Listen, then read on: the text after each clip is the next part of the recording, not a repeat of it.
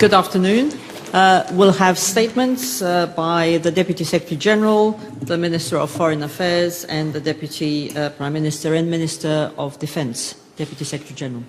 Thank you very much. It's a pleasure to welcome Deputy Prime Minister and Defence Minister Radmila Šekerinska and Foreign Minister Dimitrov to NATO headquarters. Let me start by expressing gratitude to your government and your people for being a valued partner of NATO. Your troops have been serving with dedication in Afghanistan. Allies are very grateful for their service and for your country's support and commitment. We just had a productive meeting. We discussed the importance of stability and security in the Western Balkans, the political situation in Skopje, and the progress being made on reform efforts by the new government. I want to say at the outset that NATO members and the international community generally were dismayed about the scenes of violence in your parliament this past April. We welcome that so much progress has been made since that time. In June, Secretary General Jens Stoltenberg met with your Prime Minister. He made clear that it is vitally important for all parties to put their disagreements and divisions aside and to work toward the common good. If all parties engage constructively, necessary reforms are more likely to be implemented. Reforms that strengthen good governance, the rule of law, and good neighborly relations in your multi-ethnic society will be of enormous benefit to all of your citizens. We know that this is a challenging and ambitious reform agenda. We understand that progress will take time and effort, but we also know that reforms will be of the benefit to your country as you pursue your Euro-Atlantic goals and aspirations. NATO has been engaged for more than 2 decades in the Western Balkans, helping to build greater stability for the countries and communities of the region.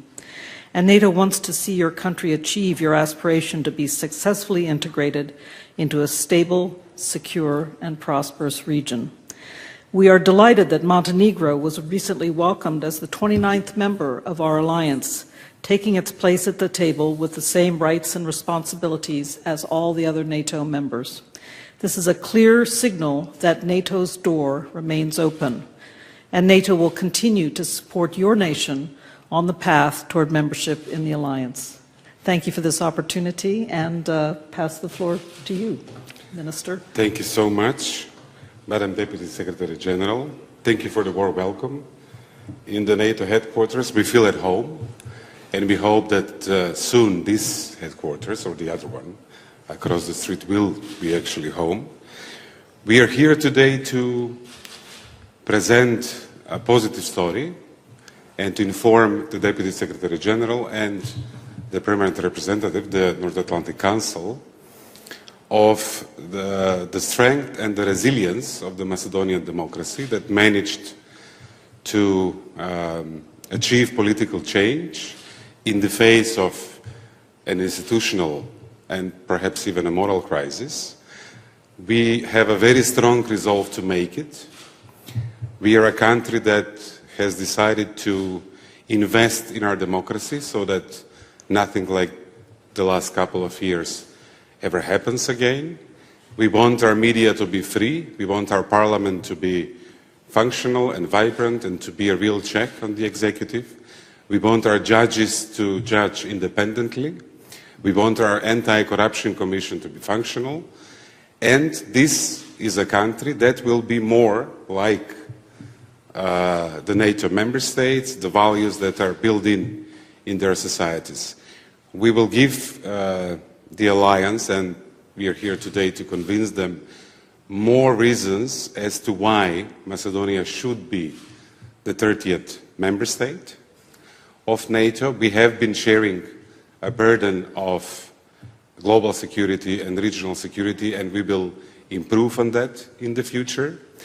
We are a country that sees our region as through the perspective of we make it together or we fail together. We are a country that, with the new foreign policy, is about resolving and not creating issues. We are a country that is building bridges.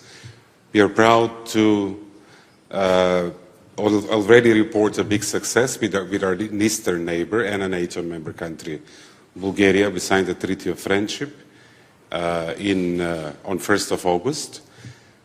We will push the region in the good direction. We would like to step it up, and based on the maturity and the wisdom that we have gained coming out of our crisis, we would like to help others go in this direction. So, very grateful for this opportunity, and it's an important day for Macedonia-NATO's relations. Thank you. Thank you. Vice Prime Minister. Thank you. Good afternoon to you all.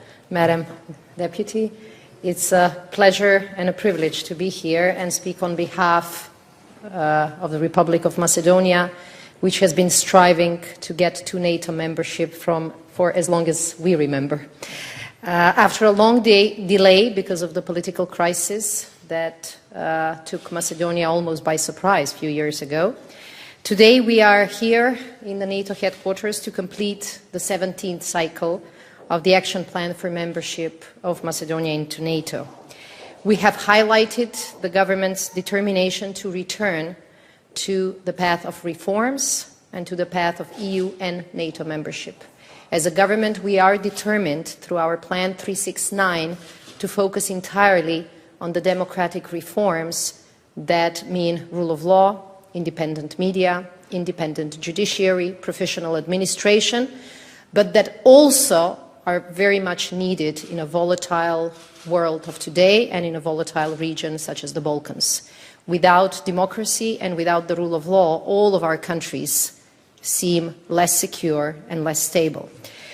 We have been confronted with new and old security challenges, and this is why the government has decided to move forward and prepare a new defense strategy, and this is what we will report today in front of NATO, a new strategic defense review that should outline the ways and the policies through which Macedonia will deal better with these security challenges. We have also informed our allies that the government has decided to start a gradual increase in the defense spending starting from 2018 and then continuing in 2019 with a 0.2 percentage points of GDP, aiming at the criteria needed for NATO membership. It will be my pleasure and a privilege to inform NATO allies today that the government has approved that Macedonia increases its participation and contribution in the Resolute Support Mission by 20%, starting from the beginning of next year. And we believe that by doing this, we will show that Macedonia is a partner that NATO can rely on. We want to use this opportunity to thank also NATO for the recent decision to allow Macedonia to join the NATO Defense Education Enhancement Program that will help us build more professionalism and more knowledge in the military structures. The defense strategy will spell the reforms needed in the defense sector, but there is no strategy and no amount of money that can compensate for lack of professional and dedicated staff. So by working together, we can improve not only the capacity and the stability of Macedonia, but we can also improve the stability of the region. And for this, we are ready to re-engage as partners that can be trusted and relied upon. And we hope and we know that we can say the same thing for the NATO involvement in the region and in Macedonia. Thank you. Thank you very much. Let me see if there are any questions. If that's not the case, then this concludes this press point. Thank you. Thank you. Thank you. Thank you.